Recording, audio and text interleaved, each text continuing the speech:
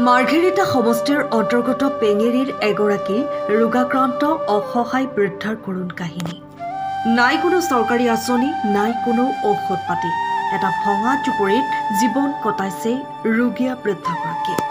মাৰ্ঘেৰিটা সমষ্টিৰ অন্তৰ্গত পেঙেৰীৰ ১ নং টেকেৰী নামচাইৰ এগৰাকী বৃদ্ধাৰ কৰুণ কাহিনী। যোৱা ৪ বছৰ ধৰি ৰোগাক্ৰান্তেৰে শয্যাশায়ী হৈ আছে মীনা চেতিয়া নামৰ বৃদ্ধাগৰাকী।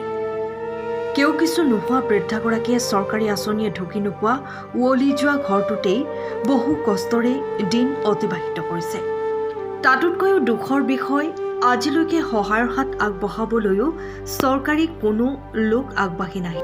সেয়ে গাঁৱৰ কিছু হৃদয়ৱান ব্যক্তিয়ে নিজে ওলাই আহি তেওঁৰ ভঙা জুপুৰিটো মেৰামতি কৰি দিয়ে। এতিয়া প্ৰশ্ন হ'ল, আজিৰ digital India, make in India আৰু চাৰিওফালে উন্নয়নৰ ঢাক ঢোল বজোৱা বিজেপি চৰকাৰৰ এই বৃদ্ধাগৰাকীৰ মৰ্মবেদনা দৃষ্টিগোচৰ হ'বনে? শ্ৰীমতী মীনা চেতিয়া। মই কথা এটা কওঁ দেই, বেয়া নাপাব। আজি ৪ বছৰৰ পৰা বিছনাত পৰি আছোঁ। না মেম্বাৰ আহিছে, না ছেক্ৰেটেৰী আহিছে, না কোনোবা আহিছে, আহি কিনে এপাক চাই থৈ যাওঁ বুলি। এনেকুৱাকৈ বিছনাত আৰু উঠি বহি এনেকুৱাকৈ আছোঁ। না লৰচৰ হ'ব পাৰোঁ বিষৰ পৰা, না কিবা ক'ব, না কিবা দৰৱ জাতি আছে, একো দৰৱ চবটো একোতো নাই। সেইকাৰণে এতিয়া মোৰ উপায় একদম নিৰুপায় হৈ পৰিলে। ঘৰৰ অৱস্থা নাই? হা? ঘৰটো অৱস্থা নাই?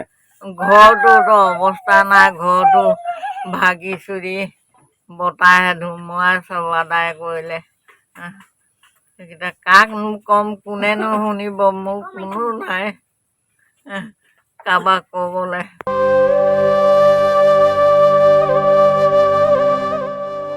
তিনিচুকীয়াৰ পৰা অজয় শৰ্মাৰ ৰিপৰ্ট, টাইম অফ আছাম।